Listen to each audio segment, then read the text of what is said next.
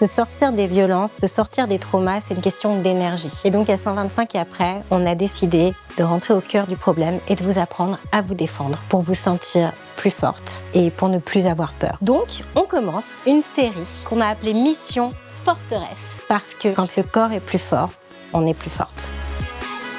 Ce qui va être très important, c'est déjà de comprendre quelles sont les parties de nos corps les plus fragiles et donc celles qu'il faut protéger si on nous attaque. En priorité, oui, effectivement, les parties les plus fragiles, bien sûr. Les yeux, un des seuls organes du corps humain qu'on ne peut pas muscler. La gorge, pour tous les coups au niveau de la trachée respiratoire et les étranglements. Et aussi, les hommes ont une faiblesse qu'il faut utiliser pour les femmes, sur les parties génitales. Donc si tu frappes de face sur la partie génitale, tu ne vas pas me faire grand-chose. Tu vas juste peut-être énerver la personne. Pour vraiment la mettre hors d'état de nuire, il faut que tu frappes en dessous.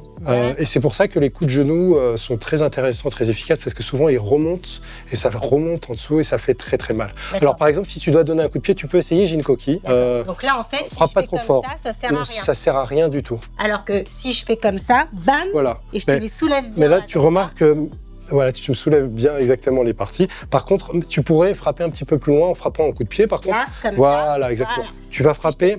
Il a une coquille. Hein. Oui, j'ai une coquille, tu peux y aller, mais pour pas ça à fond que quand j'ai même. mis comme L'avantage de viser ces parties-là, c'est que tu n'as pas besoin de beaucoup de force. Il faut juste, tu vois, relâcher le tibia. Il y a un autre truc aussi qui était super important. On veut toujours donner des coups de poing, mais on met pas toujours bien le pouce dans le coup de poing. C'est-à-dire qu'en gros, ça, c'est pas bien. Non, c'est pas terrible. Alors en self-défense, c'est plus intéressant de frapper main ouverte, avec la partie basse de la main. On est sûr de ne pas se blesser, et en plus, on a plus de surface. Je vais quand même préciser qu'un coup de poing, on met le pouce en dessous. Si jamais vous mettez votre pouce à l'intérieur, vous le cassez quand vous donnez un coup. Elle est à fond. Donc on met jamais un pouce à l'intérieur du poing. c'est Mais ça que tu voulais que je effectivement, c'est plus facile de faire ça. Puis comme ça, si je te fais ça, je te fais ça. Et éventuellement, tu peux aussi mettre les doigts dans les yeux. Dans le nez, Alors tu peux mettre soit les doigts directs dans les yeux, soit frapper, et en même temps relâcher tes doigts et puis toucher les yeux. Et par contre, c'est vrai que la main, le pouce, il est sur l'extérieur, et il faut avoir un alignement entre le... Exactement. Parce que si tu frappes comme ça, tu peux te faire très mal. Tu vois. Voilà. Mieux vaut frapper main ouverte. Main Self, ouverte. ouais.